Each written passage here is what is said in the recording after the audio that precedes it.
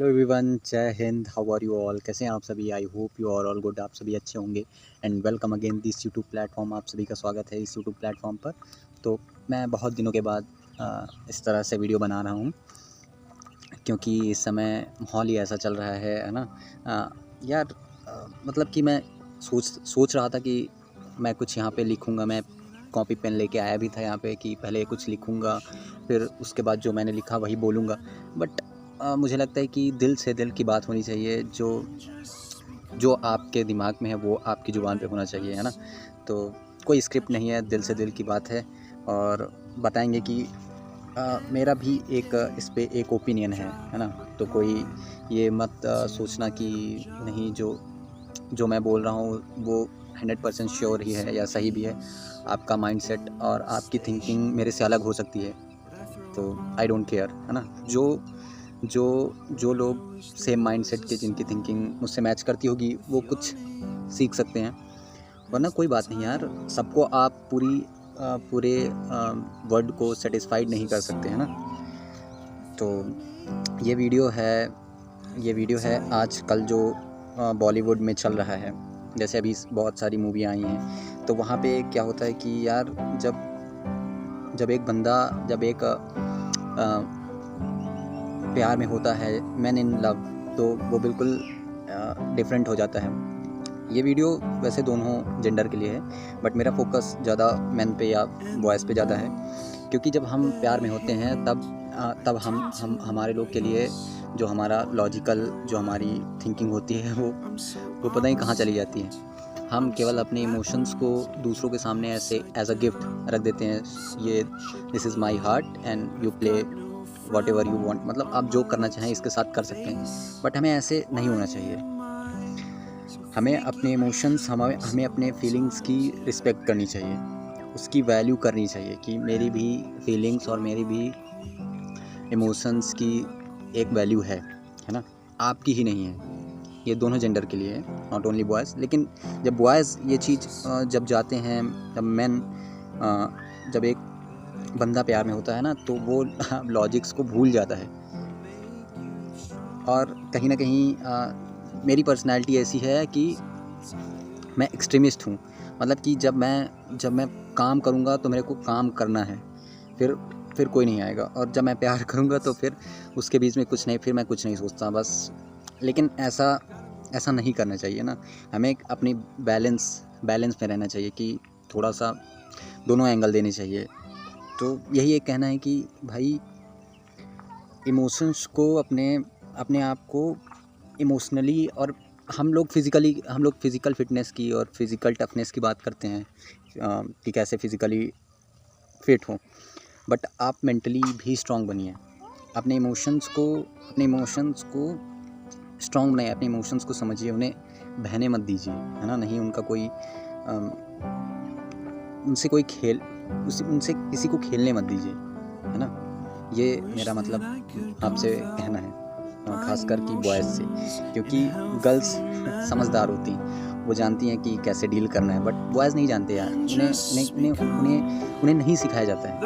वो इमोशंस के मामले में उतने एक्सपर्ट नहीं होते हैं जितना कि गर्ल्स होती हैं। वो इमोशंस को एक्सप्रेस कर देती हैं किसी न किसी जरिए के माध्यम से। बट बॉयज़ होते हैं वो एक्सप्रेस नहीं करते यार, कभी भी एक्सप्रेस नहीं करते। तो जिनसे उनको इमोशनल इंटेलिजेंस उनके पास नहीं होती यार, कैसे इमोशंस को हैंडल करना है बस। तो यही एक कारण, इसीलिए मैंने इस वीडियो को बनाया कि और जो भी हम बॉलीवुड मूवीज़ में देखते हैं, वो ये एक एस्पेक्ट हो गया बॉलीवुड मूवीज़ का। और जो बॉलीवुड मूवीज़ का दूसरा एस्पेक्ट है कि भाई जो है उसमें वो रियल लाइफ में नहीं है। तो मतलब अब मैंने जगह चेंज कर दी क्योंकि वहाँ पे थोड़ा ज़्यादा शोर था, इसलिए मैं इधर आ गया। तो मैं यही बता रहा था कि भाई, इमोशनली स्ट्रांग बनिए, है ना।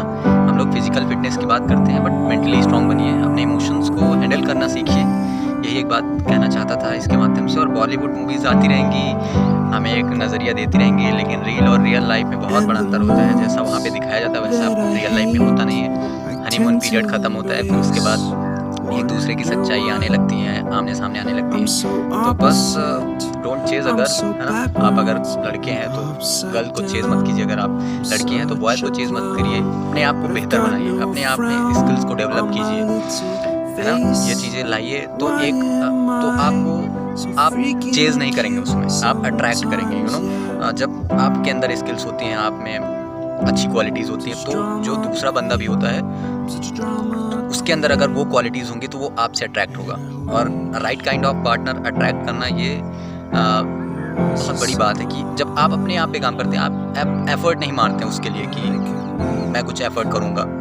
आप अपना काम करिए, आप अपना बेस्ट कीजिए अपनी लाइफ में। यार you have a purpose in life, आपका कोई पर्पस होगा। मेरे पास भाई बहुत सारे गोल हैं, मेरे को इसमें मतलब मैं अपना टाइम और अपनी एनर्जी इसमें नहीं देना चाहता भाई। मुझे लगता है ना कि जब मेरा टाइम और एनर्जी इसमें जाता है ना, तो मुझे बहुत रिग्रेट होता है यार कि मतलब मुझे रिजल्ट नहीं चाहिए, बट ये है कि यार मुझे लगता है कि मेरी टाइम और एनर्जी इतनी कम है कि मैं अपनी पर्पस को पूरा करने के लिए शायद वो कम पड़ जाए। तो इसलिए भाई अपनी एनर्जी का ख्याल रखिए, अपनी टाइम का ख्याल रखिए। ये देखिए मेरे पास यहाँ आ गया ऐसे ही। तो वही मैं कह रहा था भाई, अपनी टाइम और एनर्जी को मैनेज करिए, उसका ख्याल रखिए और सही टाइम का वेट कीजिए।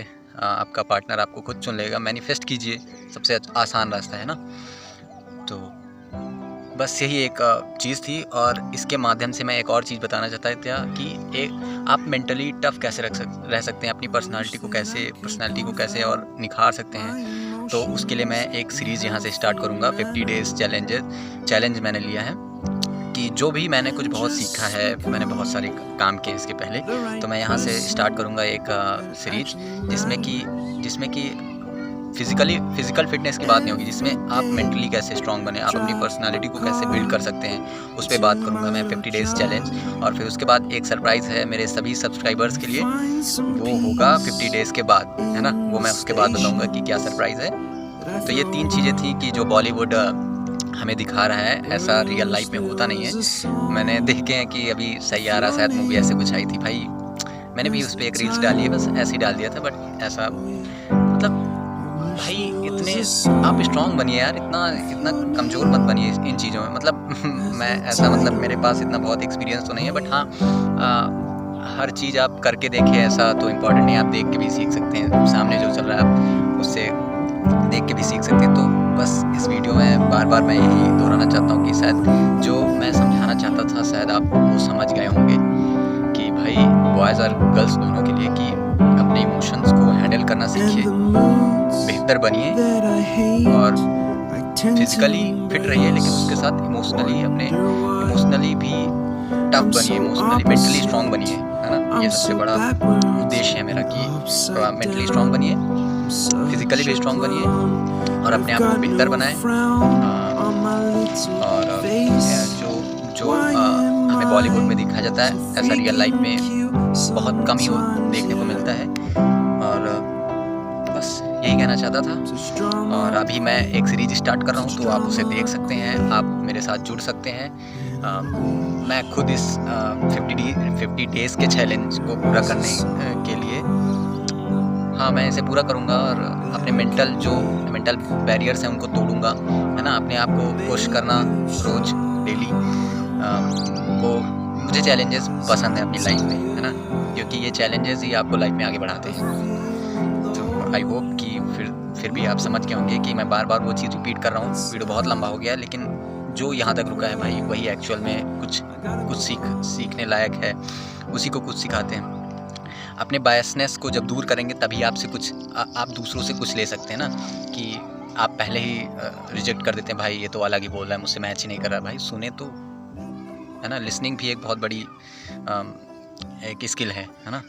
तो यही है कि भाई मेंटली स्ट्रॉन्ग बनिए, अपने आप को बेहतर बनाइए, अपने ऊपर काम कीजिए और अपनी लाइफ में एक पर्पस लाइए कि मुझे इस पर काम करना है, भाई मेरा ये पर्पस है, मेरा ये गोल है।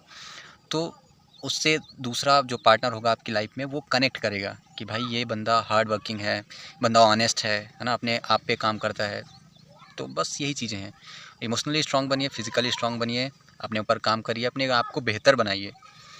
तो और इसके साथ मैं फिर से बता रहा हूँ कि मैंने इस सीरीज़ स्टार्ट कर दी है, कल से स्टार्ट होगा 50 डेज़ चैलेंज, जिसमें मैं जिसमें मैं पर्सनालिटी को कैसे बिल्ड कर सकते हैं, मेंटली टफ कैसे बन सकते हैं। रोज़ एक नया वीडियो शॉर्ट्स आएगा क्योंकि इस समय वही ट्रेंड में है। और 50 डेज़ के बाद मैं सभी सब्सक्राइबर के लिए एक छोटा सा सरप्राइज़ रखूँगा और वो मेरे लिए भी एक रिवॉर्ड होगा, है ना। तो थैंक यू एवरीवन, जय हिंद।